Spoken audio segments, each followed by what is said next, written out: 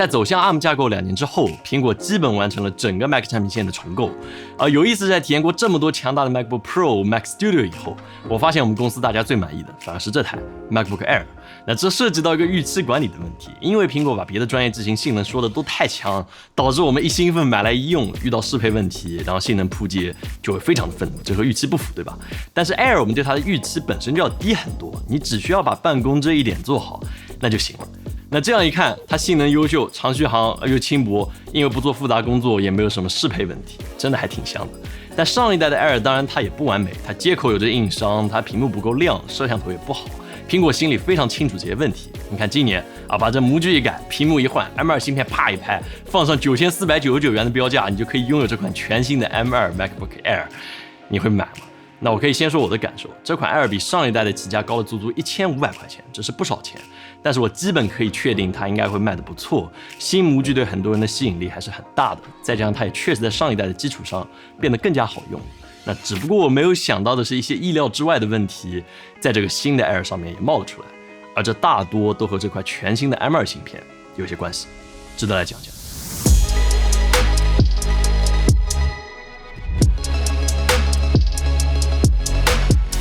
相比于上一代 M2 的 Air 在设计上的改变可以说是大刀阔斧，从一直沿用至今的楔形设计变成了圆角纯平设计。那对比 M1 的 Air， 除了视觉上更加圆润一些，上手之后也没有感觉之前那么割手。那整机11.3毫米的厚度，再加上比上一代轻50克的重量，理应会显得更加轻薄一些。但在现实中，我总觉得它会比上一代显得更厚一点。你会更喜欢哪一个设计？那可以说的是，这个新的设计单手握持确实非常舒适，手腕也不会很累，重量分布均匀，所以你可以拿着它优雅的走进咖啡厅，点上一杯卡布奇诺，同时端着这2样东西坐到你的桌子上，优雅，太优雅。那在颜色选择上，除了深空灰和银色以外，这次 Air 多出了午夜色和星光色。那你看得出来，苹果对 Air 的配色还是十分克制的，没有像 iMac 那样放飞自我，有太多花里胡哨的颜色。那么所上手的配色是午夜色的 Air， 对比同为午夜色的 iPhone 13，它会多一点哑光的感觉，也会更加偏蓝和偏灰一点。单就是说这个颜色，我还是十分喜欢的，毕竟这是少有的深色 MacBook。但是有一点让我不爽的是，这个颜色也太容易粘指纹了。除了拿出来那一刻是干净的，其他时间在机身上或多或少都会有这种污渍。所以如果你看到了，抱歉，我们真的尽力了。接口方面，其实我真的只是想多要一个 USB-C 口，但是 MagSafe 它出现了，那我也没有什么可以抱怨的。除了能够保护到你的电脑避免与地面亲密接触，编织线材也能够极大的延长它的使用寿命，并且这次 MagSafe 的线的颜色也和 Air 的外观做到了统一。对于我来说，在使用14寸的 MacBook Pro 的时候 ，MagSafe 的使用频率其实并不是很高，因为它的接口够多，我用个 Type-C 充电也就可以了。但是对于 Air 而言，它的意义还是非常大的，毕竟机身仍然是祖传的双 C 口，加上一个耳机接口。那有了 MagSafe 保障供电，日常使用过程中还是会从容很多。在考卡的时候，你能够外接硬盘，起码不用每次出门你都带上一个拓展物。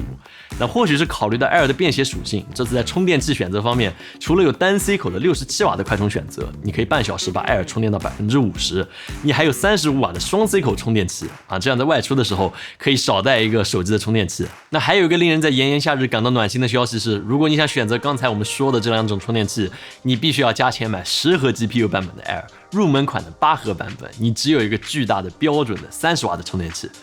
这太贴心了，苹果，这真的环保，一个电脑3种充电器。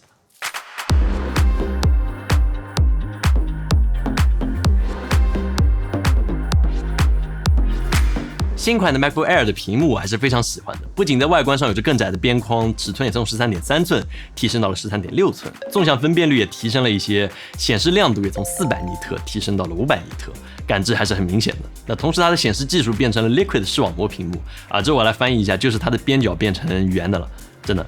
就这意思。那虽然和拥有 Mini LED 和 ProMotion 的 MacBook Pro 来说是有区别的，但是我个人已经非常满意这块屏幕了，无论是处理视频还是图片都非常舒适。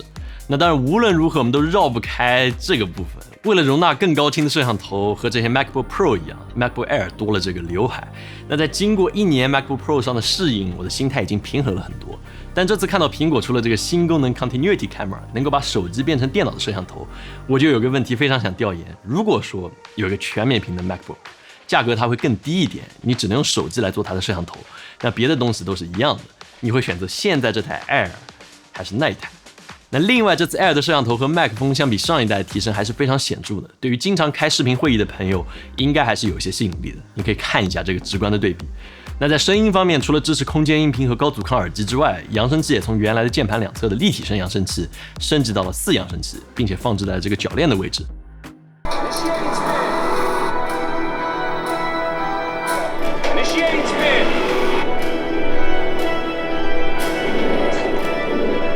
这个效果提升还是十分明显的，低频会更下沉，同时内置扬声器播放杜比声的时候，也能够支持空间音频功能，用它来看个杜比的电影啊，体验还是非常不错的。那其次，电池它从49.9瓦时升级到了52.6瓦时，但在官网上它续航时间还是跟 M1 款一样的，15个小时的上网时间。我们也进行了续航测试，播放了1个小时的电影，玩了1个小时的游戏，以及用达芬奇导出工作1个小时。对比剩余电量 ，M2 的续航还是要好一些的，但是差距说真的也没有这么大。M1 Air 上的小尺寸功能键现在也升级成了全尺寸和14寸 Mac 一样的规格。在这个重量和体积之下 ，M2 的 MacBook Air 的全尺寸剪刀结构键盘操作还有打字体验，那都没得说。触控板也保持了苹果一贯的水准，用起来非常顺手和精准。所以外观部分也就这些，基本都讲完了。那现在我们可以来聊一聊 Air 上面的这一块 M2 芯片。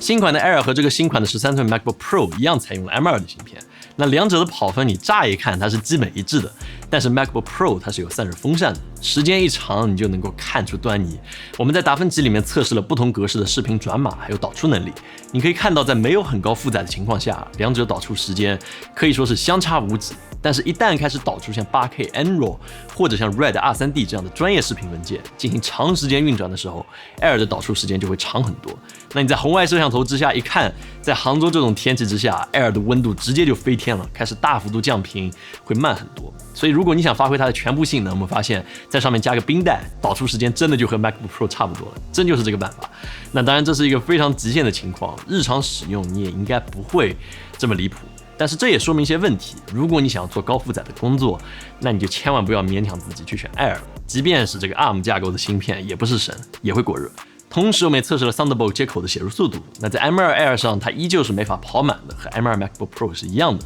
原因还是不明。那具体更多关于 M2 和 M1 芯片的对比内容，你有兴趣可以去看一看我们之前做的 MacBook Pro M2 的上手。